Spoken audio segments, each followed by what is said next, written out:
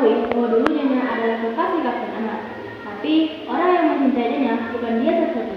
Ada lagi yang lain, yaitu Mayer Bahri, suami Nyonya. Kemudian, Kapten Anwar dijatuhi hukuman mati oleh Keadilan Medan Perak.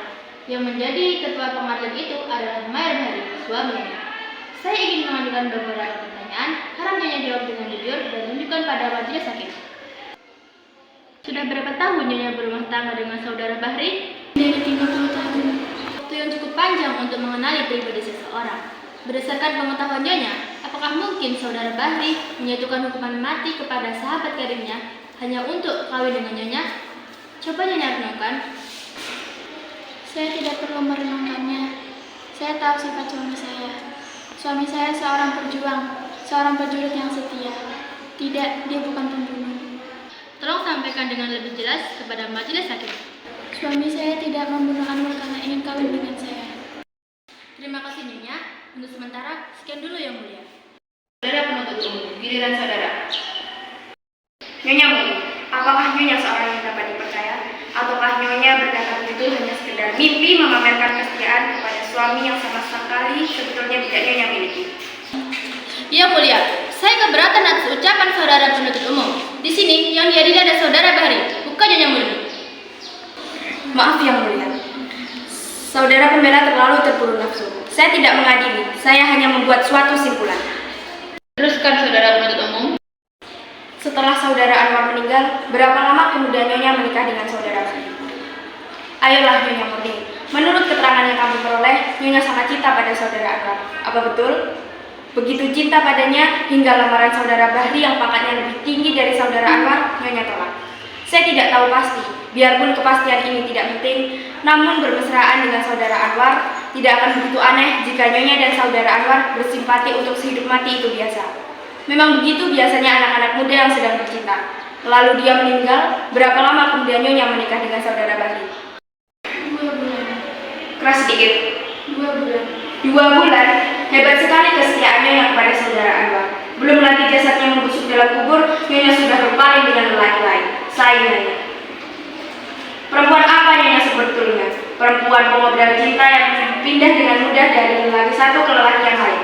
Penjual mulut manis, pendusta, pembohong. Saya keberatan atas ucapan saudara penuntut umum. Yang saya kemukakan bukan simpulan. Kalau boleh bertanya kepada saudara pembela terhormat, apa yang akan diambil dari kenyataan-kenyataan ini? Cara saudara mengajukan pertanyaan memojokkan Nyonya Murni. Saya tidak memojokkan siapa-siapa. Itu adalah prasangka saudara. Di sini, saudara-saudara, saudara mulia hakim. Maaf yang mulia. Saudara penuntut umum teruskan. Untuk sementara sekian dulu ya mulia. Saudara pembela, silakan. Kata Nyonya kawin 2 bulan setelah kekasih Nyonya meninggal. Memang Nyonya, masyarakat umum akan bertanya-tanya, bagaimana mungkin seorang gadis yang begitu mencintai seorang lelaki tiba-tiba kawin dalam waktu singkat dengan lelaki lain. Masyarakat cenderung untuk menghukum, tapi Nyonya berhak untuk menerima. Nyonya pasti punya alasan. Apa bisa Nyonya jelaskan? Setelah Anwar meninggal, saya hancur dulu. Dunia ini serasa kiamat. Saya hampir-hampir tersesat. Saya memutuskan untuk bunuh diri, tapi Tuhan melindungi saya. Bermalam-malam saya berjuang melawan keinginan saya itu. Saya berhasil mengambil keputusan. Saya akan hidup terus. Saya harus bisa melupakan. Tapi saya perempuan sendiri memerlukan perlindungan. Tidak ada gunanya memerlukan perlindungan dari seorang yang sudah tiada. Satu-satunya orang yang mencintai saya kecuali Anwar adalah Bahri. Lalu saya membulatkan hati. Siapa tahu saya dapat belajar mencintai dia karena ia lelaki yang baik dan setia. Dia pun juga mencintai Anwar. Tidak pernah satu kata pun keluar dari mulutnya hal-hal yang memburukan Anwar. Setelah kami menikah, setiap tahun ia membawa saya ziarah ke makam Anwar.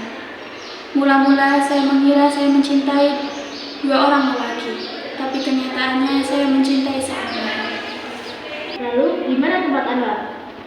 Kami berdua mencintai Anwar sebagai teman. Terima kasih. Saudara penuntut umum. Ya, yang mulia. Nyonya Murni, apakah saudara Bahri membahagiakan Nyonya? Ia belum berusaha sekuat membahagiakan saya dan saya membahagiakan. Nyonya dusta. Bagaimana tidak, baru tadi pagi Nyonya mengeluh pada suami Nyonya. Nyonya menuntut saat-saat yang dapat dijadikan kenangan Nyonya.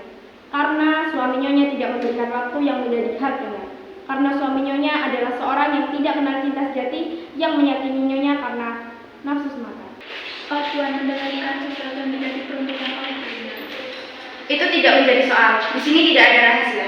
Bukan karena percakapan itu percakapan rahasia, tapi karena Tuhan tidak akan pernah mengerti bahasa yang kami pergunakan.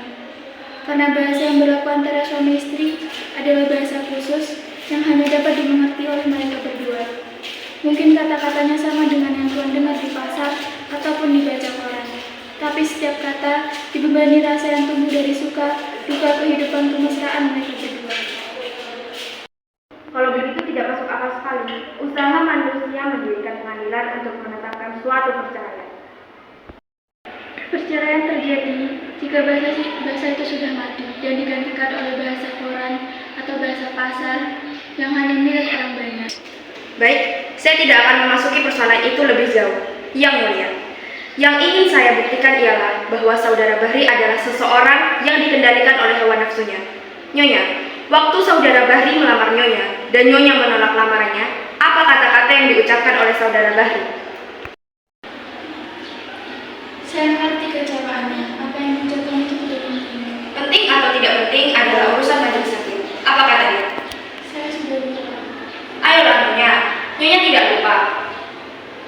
Yang mulia, apakah boleh saya mengatakan sesuatu kepada istri saya? Silakan. Katakan yang sebenarnya murni, hanya kebenaran yang dapat menyelamatkan saya. Ia berkata, sekarang soalnya jelas sudah. Apa yang menjadinya waktu tertuduh menjatuhkan hukuman mati sudah jelas. Ia ingin membunuh saksi yang merupakan saingannya sendiri. Bapak Hakim yang mulia, apakah boleh saya mengajukan sebuah barang bukti? Saya kira tidak perlu lagi. Yang mulia, apapun keputusan yang akan Yang Mulia jatuhkan, satu hal yang harus pasti, keputusan itu harus berdasarkan kebenaran tersebut. Dunia sudah terlalu syarat dengan segala macam prasangka. Baik, silakan. Surat ini ditulis saat tertuduh menyampaikan lamarannya kepada Murni. Surat ini dikirimkan kepada Murni melalui bantuan prajurit. Tapi prajurit itu terbunuh dan surat ini tidak sampai ke tangan Murni. Surat ini ada pada saya. Saya mohon supaya Yang Mulia sudi membacakannya.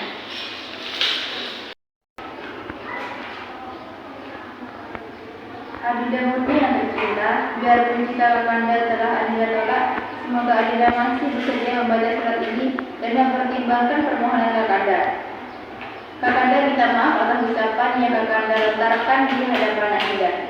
Kakanda begitu kecewa dan sedih, sehingga Kakanda kehilangan kendali atas diri Kakanda. Lalu Kakanda berkata, kalau begitu tidak ada jalan lain.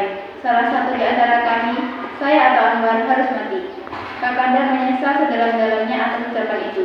Kakanda malu. Kakanda kini ingin bicara dari lubuk hati Kakanda.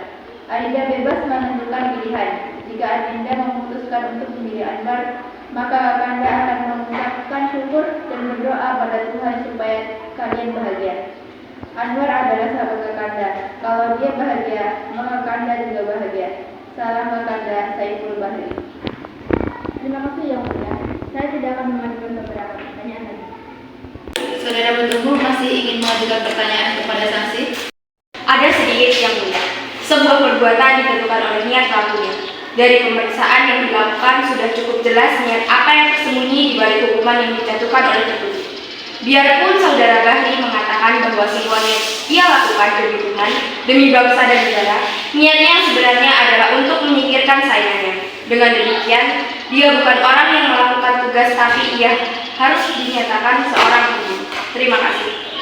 Saudara pembela, saudara saya persilahkan untuk menyampaikan pembelaan saudara yang terakhir pada majelis hakim. Majelis Hakim yang mulia, kini sampailah saya pada tugas akhir saya, yaitu membantu dengan sekuat tenaga saya menegakkan kebenaran dan mengembalikan hak kepada yang berhak.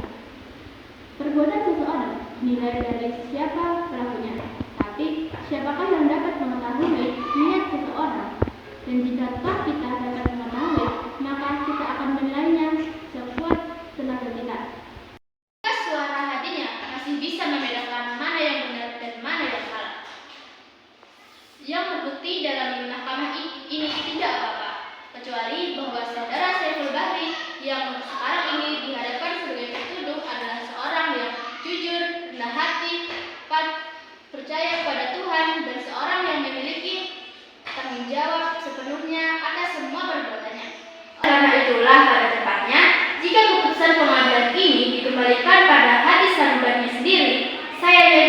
Majelis Hakim yang mulia akan mempertimbangkan ini.